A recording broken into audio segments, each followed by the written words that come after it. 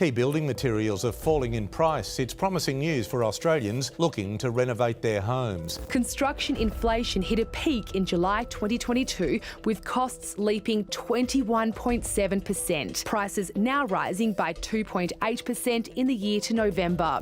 From a builder perspective, we think it's a great time to renovate. Are construction costs finally stabilising in 2025, or are we in for more surprises?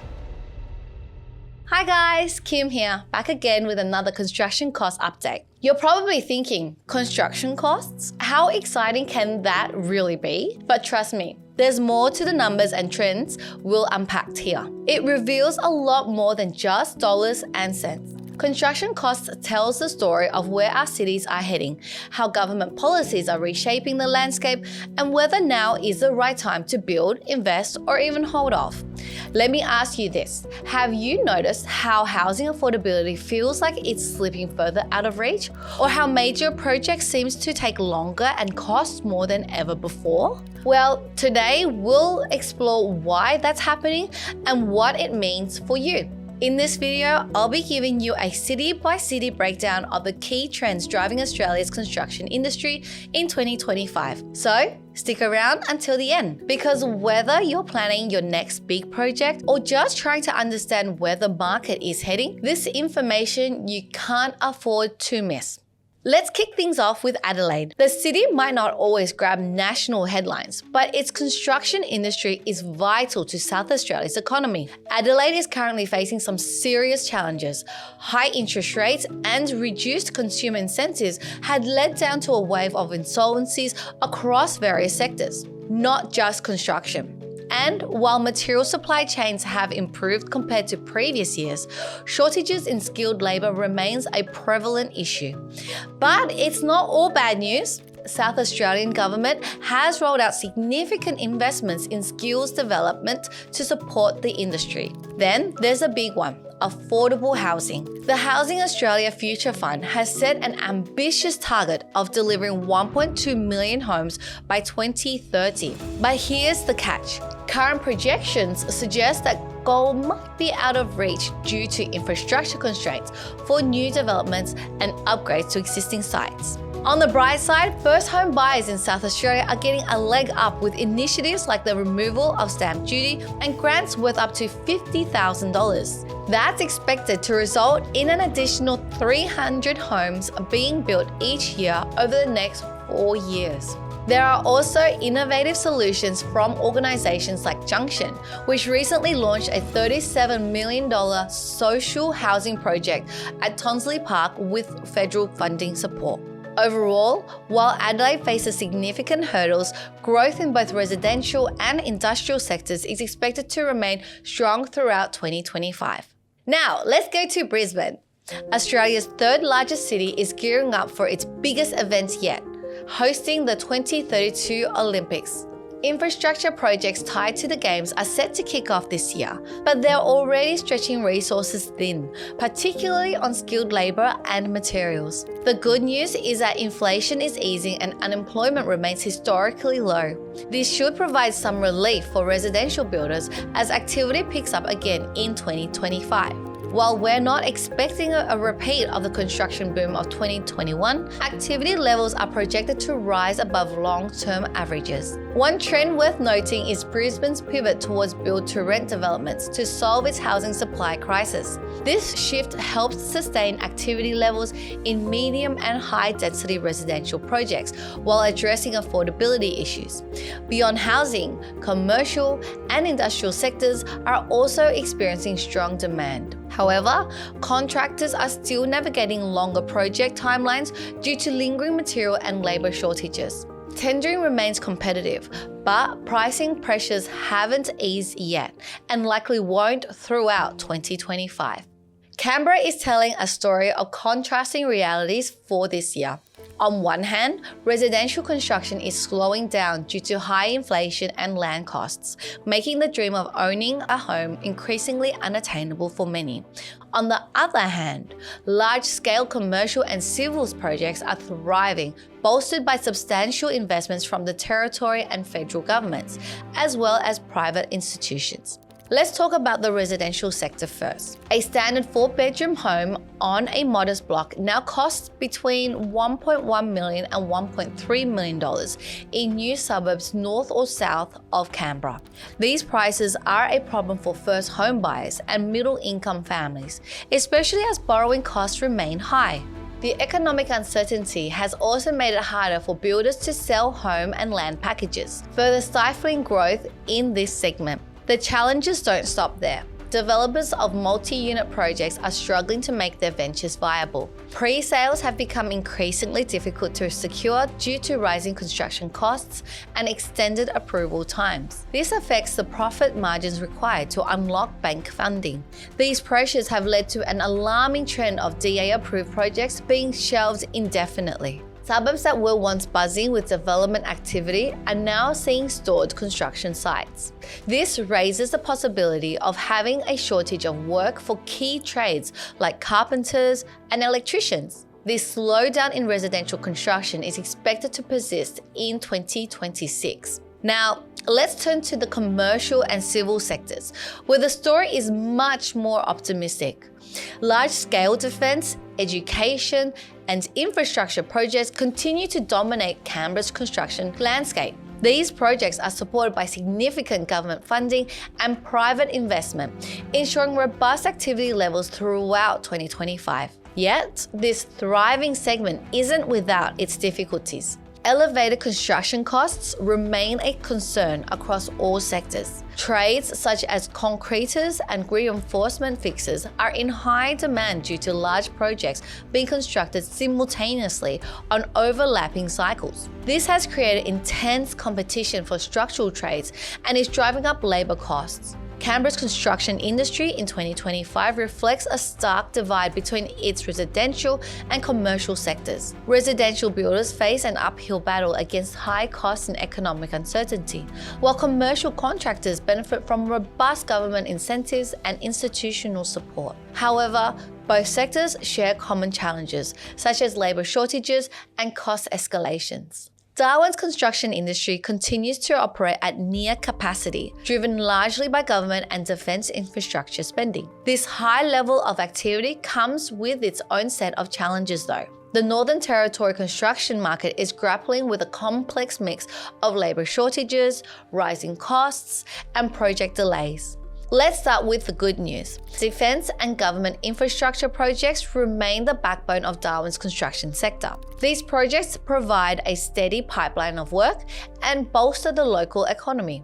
Investments in defence facilities, such as upgrades to military bases and support infrastructure for Australia's strategic initiatives, keep contractors busy. Similarly, government-funded transport, health, and education projects continue to inject significant activity into the market. However, this high demand is putting immense pressure on resources. Labour shortages remain one of the most pressing issues facing Darwin's construction industry. Skilled tradespeople are in short supply, and unemployment levels in the region remain relatively low. This scarcity is driving up wage costs across most trades, further escalating project expenses. Adding to these challenges is the compliance burden associated with new building codes. These add upfront costs to projects, but are necessary for achieving long-term sustainability goals. It places additional financial strain on developers and contractors already navigating tight margins.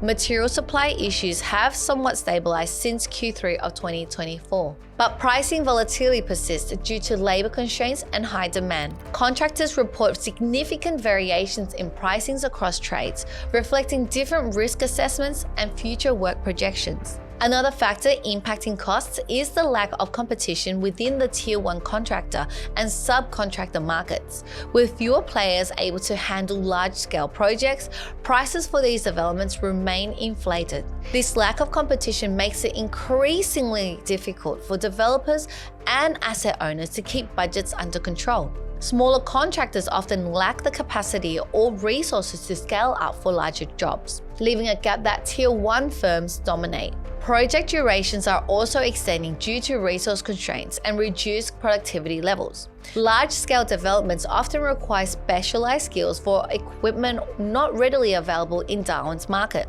This can lead to bottlenecks that delay timelines significantly. Projects requiring advanced mechanical or electrical systems often face longer lead times because limited expertise or supply chain disruptions.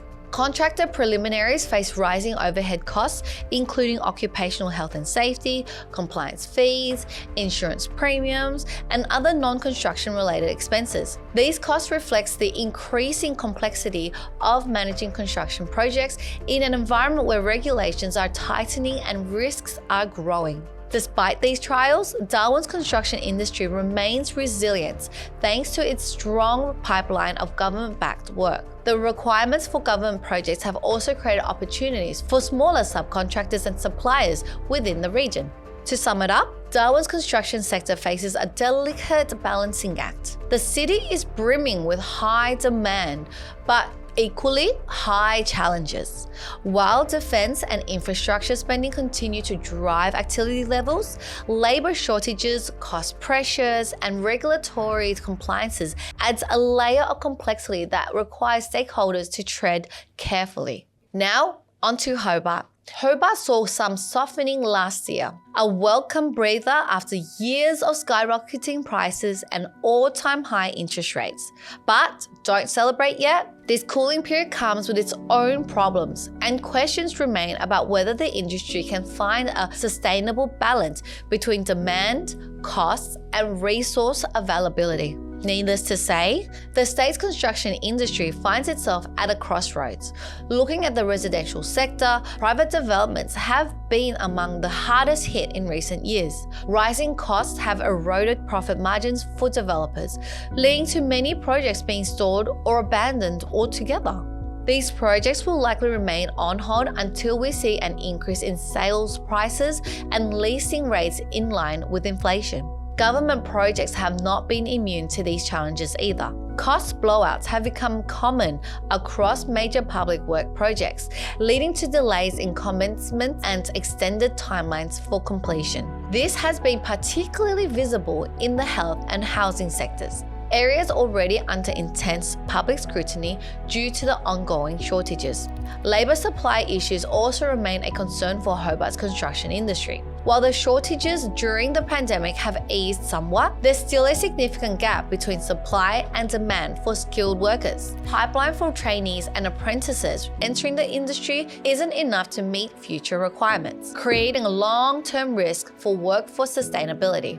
Training and educational incentives are already in place to address this, but these incentives will take time to show results. Looking ahead, Hobart's activity levels are expected to remain stable, thanks to numerous projects still in the pipeline. But there's a concern about how these projects will be delivered without overheating the market. As for Melbourne, the cultural capital of Australia is finally showing signs of stabilisation for material prices after years of turbulence caused by the COVID-19 pandemic.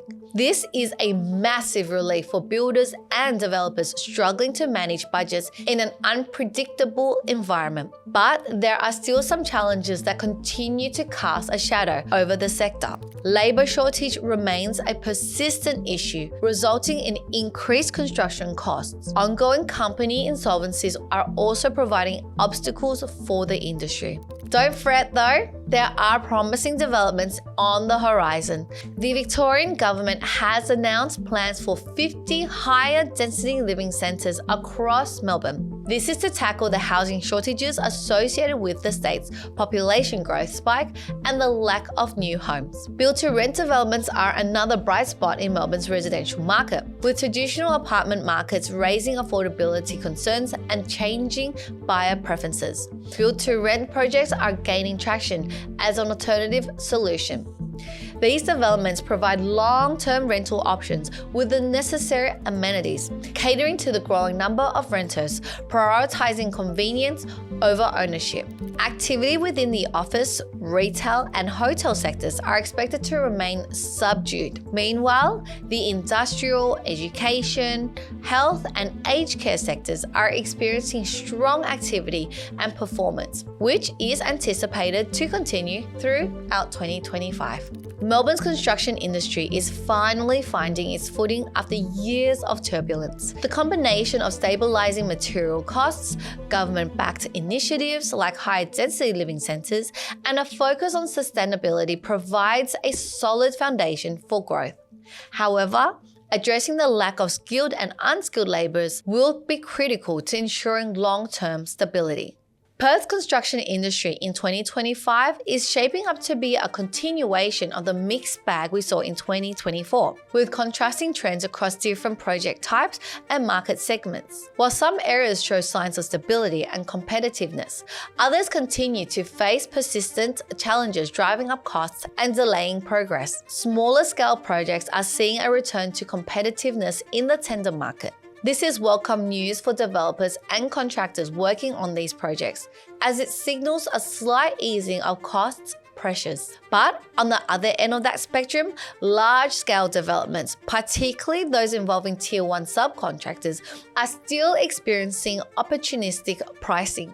This issue is tied mainly to a lack of capable Tier 1 main contractors and subcontractors in Western Australia. The liquidation of several firms over the past few years has only amplified this problem, leaving fewer players able to handle large-scale projects. Labour shortages remain one of the most significant challenges for Perth's construction industry. The lack of skilled workers has been a major driver of cost escalation throughout 2024, and unfortunately, this situation is unlikely to improve in 2025. Contractors continue to face higher supervision and management costs into their preliminary budgets to mitigate potential project risks. These higher costs are also being driven by longer construction periods, which reflect both labour constraints and an effort by contractors to manage risks more effectively. Material price movements have largely stabilized over the past year, with some exceptions. While this moderation has provided some relief for developers, it hasn't been enough to offset the broader cost pressures caused by labor shortages and extended timelines. As a result, overall project costs remain at the higher end of typical ranges. Meanwhile, market activity across most sectors have remained positive, but privately funded high-density residential projects are still struggling to gain traction. Many developers find that these projects don't stack up financially under current market conditions. But there's one notable exception: the luxury apartment sector. This segment has shown growth thanks to the government's initiatives, such as its commitment to building 1.2 million new homes by 2029. Many of these luxury apartment projects are based on a build-to-rent model, rather than the traditional build-to-sell approach, helping developers secure funding. Looking ahead to 2025, it's likely that the market will remain relatively stable during the first half of the year due to Western Australia's state election in March. Once the election concludes and new commitments are funded, we can expect government expenditures to ramp up significantly for the remainder of the year. This could boost sectors like social affordable housing, defence infrastructure, health projects, and port development. These areas are expected to lead activity over the next few years. Another factor that could influence Perth's construction market in 2025 is the interest rate policy from the Reserve Bank of Australia. Developers are watching for any potential rate cuts, which could improve project feasibility outcomes and kickstart long overdue private developments. Perth's construction industry continues to navigate a challenging landscape filled with labour shortages, high costs, and uneven market conditions. While smaller scale projects and luxury apartments offers glimmers of hope, larger developments still face significant hurdles. The second half of 2025 holds promise though, and government spending is bound to ramp up during the post-election. There's also the potential interest rate cuts that could create opportunities for private development. But for now, careful planning and risk management remain essential for success. Last but certainly not the least, Sydney. Compared to its neighbours, Sydney is thriving in 2025. This is due to the mix of major infrastructure projects, rapid expansion in renewable energy, and a booming data centre market. But don't be fooled, this growth comes with its own set of unique hurdles. First, let's talk about the infrastructure boom. Sydney continues to be a hub for large-scale government-funded projects, transforming the city and its surrounding regions. Key initiatives like the Sydney Metro, Western Sydney Airport, and the Western Sydney Infrastructure Plan created thousands of jobs and will stimulate local economies. These projects represent a significant investment in Sydney's future and are critical for supporting the city's growing population and economic activity. But it's not just infrastructure driving the surge. Sydney is also the forefront of Australia's transition to renewable energy. The city has become a key player in clean energy projects as the government pushes towards achieving 82% renewable energy by 2030. This transition is further bolstered by initiatives like the $4 billion Hydrogen Head Start program and the Climate Change Act of 2022. The data centre market is another area where Sydney is leading the way. With an estimated $17 billion worth of ongoing projects in Australia's data centre sector, 60% of which are concentrated in Sydney, the city has become a hub for this rapidly growing industry. New developers are entering the market to compete for customers, boosting business confidence and driving demand for construction services. However, this growth also intensifies competition for resources like copper and skilled labour, adding pressure to an already stretched industry. Speaking of labour, shortages remain one of Sydney's biggest challenges. While there have been some improvements in labour market conditions, the availability of skilled tradespeople remains limited, particularly in essential trades like electrical work and mechanical services. The situation is made more complex by the loss of skilled workers to Brisbane, as the demand there rises ahead of the 2032 Olympics-related construction projects. This labour drain is creating gaps in Sydney's workforce at a time when demand for workers is already high. Labour shortages aren't just affecting timelines, they're also driving up costs. The Construction, Forestry and Maritime Employees Union crackdown on safety standards has added another layer of complexity. While these measures are important for improving workplace safety and accountability, they're likely to increase labour rates and project costs as firms adapt to stricter regulations. The residential sector is also facing difficulties. Builder insolvencies remain high due to labour shortages and rising costs, putting additional strains on an already struggling housing market. Affordability continues to be a major issue as buyers are pushed out of the market, reducing demand for new homes. The aged care sector is facing some pressure as well. Complex regulations, stringent safety codes, and compliance requirements have delayed project approvals and extended construction timelines. All things considered, Sydney is Australia's construction powerhouse, a city at the forefront of economic growth and sustainability transitions.